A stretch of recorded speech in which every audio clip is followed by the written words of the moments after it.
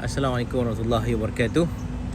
Jadi saya hari ini saya nak share kepada tuan-tuan dan puan-puan sekalian tentang bagaimanakah kita perlu melihat kewangan kita pada tahun 2026 ni. Kan? Sebenarnya dalam saya lihat yang benda yang paling pertama sekali yang perlu dibuat bagi setiap orang adalah tentang awareness, tentang kesedaran. Dia sedar dalam situasi manakah dia berada dalam kewangan dia. Dia mesti sedar dan aware ni memerlukan dia untuk tahu tentang situasi diri sekarang dahulu. Bila dia sedar situasi diri sekarang ni apa? Dari segi kewangan ni, nak tahu dia sihat ataupun tidak sihat dari segi kewangan dia mesti tahu sama ada kewangan dia berapa banyak yang dia income yang dia masuk dan berapa banyak yang dia keluar. Saya yakin dan percaya majoriti kita, saya rasa mungkin semua daripada kita kot tahu berapa banyak income yang masuk setiap bulan kan.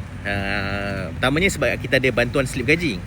Yang kedua, kita ada juga pemikiran kita untuk sentiasa melihat akaun bank especially pada setiap 25 bulan kan, untuk tahu berapa sudah masukkah atau tidak gaji kita kan. Kalau tahu je 25 bulan tu daripada pagi sesudah bangun kan, sebelum sembahyang subuh sekalipun dah tengok dah masuk ke belum. Jadi kita ada awareness yang besar, kesedaran yang kuat untuk income kita. Tetapi kita ada kekurangan. Saya taklah kata majoriti ke sebagainya sebab mari kita muhasabah lah masing-masing kan.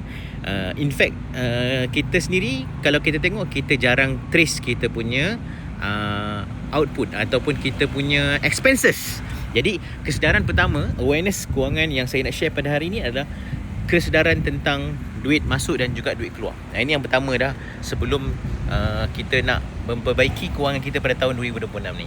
Bila kita dapat tahu sahaja berapakah yang masuk dan berapa yang keluar, so kita dah boleh menuju ke seterusnya. Sebabnya kita kena tahu pula berapa banyak yang masuk, berapa banyak yang keluar ni. Setelah kita tahu, kita kena tahu risiko-risiko apa lagi yang boleh menyebabkan kita keluar duit yang lebih banyak. Dan juga bagaimana pula perancangan masa depan untuk situasi dalam keadaan kehidupan kita memerlukan duit yang mencukupi semasa persaraan. Di mana time tu income dah tak ada, expenses masih berjalan. Seterusnya kita kena tahu juga berapa banyakkah duit yang kita perlukan semasa kita sakit.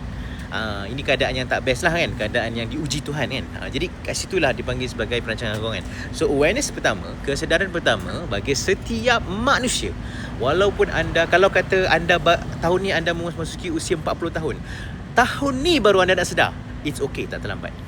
Kalau lah kata anda berusia 25 tahun, hari ni baru nak sedar, it's okay, tak terlambat. Hari ni dah usia 50 tahun, hari ni baru sedar, it's okay, tak terlambat. Maksud saya tak terlambat tu, janganlah sampai usia ke depan lagi baru nak sedar tentang awareness ataupun kesedaran kewangan anda. Bila anda berada dalam state yang sedar berapa yang masuk, berapa yang keluar ni, maka kita boleh mula merancang dengan baik untuk perancangan kita yang seterusnya. Jadi kalau anda sedar lebih awal, akan ada kelebihan dari segi perancangan untuk masa depan. Contohnya, kalau yang tengok video ni masih berusia 20 tahun dan dia sedar pada hari ni yang situasi kewangan dia berapa masuk, berapa keluar, lagi best. Sebab kita boleh merancang yang dengan lebih baik lagi di masa akan datang, supaya kita semasa berusia 25, 30, 35, 40 kita boleh menjangka lebih cepat kan apa situasi yang bakal berlaku pada kita. Dengan itu kita menjadi seorang insan, seorang manusia yang bersedia. Kan persediaan ni, orang yang bersedia mestilah dia lebih baik daripada orang yang tak bersedia, betul tak? Kan kata-kata Sayyidina Ali, kalau kata salah maafkan saya. Kebenaran yang tidak tersusun akan dikalahkan dengan kebatilan yang tersusun. Nampak tak?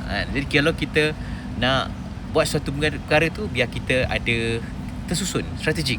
Kita biar tahu, kita biar susun elok-elok, dan biar kita clearkan dengan apa yang kita ingin buat. Okay, itu saja untuk hari ini tips kewangan tentang kesedaran kewangan.